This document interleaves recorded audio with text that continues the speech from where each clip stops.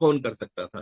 कोई, जैसे होता क्या है कि जिम्मेदारी आप किसकी तय करते हैं? जो समर्थ है, जो सक्षम है, जो उस समय रोक सकता था। गांधी जी पे हम ज्यादा जिम्मेदारी क्यों तय करते हैं? क्योंकि गांधी उस समय सबसे बड़ी आवाज थे। गांधी जी उस समय देश के सबसे बड़े और सबसे सर्वमान्य नेता थे। इसलिए लोगों का क्रोध, एक इतिहासकार तो यहां तक लिखते हैं, कहते हैं कि बापू बार बार ये कहा करते थे, और ये कहते हैं कि उनका राजनीतिक जुमला था कि जो कहते थे कि विभाजन मेरी लाश पर होगा। तो कहते हैं अगर शायद कोई भी लाश, जो 12-15 लाख लोग मरे, उसमें से कोई भी लाश बोल उठती तो शायद बापू से यही कहती कि बापू आपकी लाश पे तो नहीं, लेकिन हमारी लाश पे विभाजन हो गया।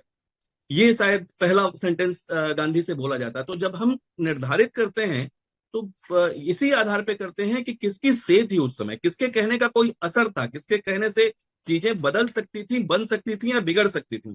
ऐसे में जब हम देखेंगे तो हमें वो पूरा घटनाक्रम, खासकर मार्च से लेकर उसके पहले ना भी जाएं, तो वो 3 महीने 4 महीने का जो घटनाक्रम है, वो इस ओर इशारा कर रहा है कि कांग्रेस का नेतृत्व उस समय हथियार डाल चुका था। एक बात और मैं और बताऊं आपको, लियोनार्ड मोसले एक बहुत प्रसिद्ध जर्नलिस्ट था। 1960 में, मतलब आजादी के 13 साल बाद, विभाजन के 13 साल बाद, उसका एक इंटरव्यू है पंडित नेहरू जी के साथ, जिसमें वो पूछता है कि आपने क्यों इतनी जल्दीबाजी दिखाई, क्यों विभाजन होने दिया? आप लोग चाहते तो विभाजन बचा सकते थे, नहीं होता। आखिर उसके बाद भी सांप्रदायिक समस्या का हल तो हुआ नहीं। और इतने बड़े स्तर पर, इतने बड़े पैमाने पर जो रक्तपात हुआ, इतने बड़े पैमाने पर जो अमानवीय गतिविधियां घटी, उससे बच सकता था देश, आपने क्यों नहीं बचाया?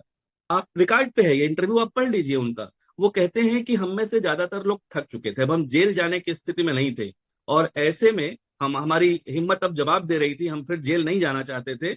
और अगर हम इसका विरोध करते तो भारत, तो जेलें हमारी, ब्रिटिश जेलें हमारी प्रतीक्षा कर रही थी। एक बात, दूसरी बात, वो उसी इंटरव्यू में कहते हैं कि जब हमने पंजाब में आगजनी और सांप्रदायिक दंगों की घटनाओं के बारे में सुना, तो हमें लगा कि विभाजन उससे निकलने का एक आसान रास्ता है, हमें आसान रास्ता सुझाई दिया, और इस ओर हम बढ़ते चले गए। निश्चित रूप से सही आकलन नहीं किया गया, और अगर किया भी गया तो उसको इम्प्लीमेंट करने की जहमत नहीं उठाई गई। मैं फिर कहता हूं, इसीलिए 14 जून 1947 को जो एआईसीसी की मीटिंग होती है, ऑल इंडिया कांग्रेस कमेटी की, 400 सदस्यों में से केवल 200 उपस्थित होते हैं।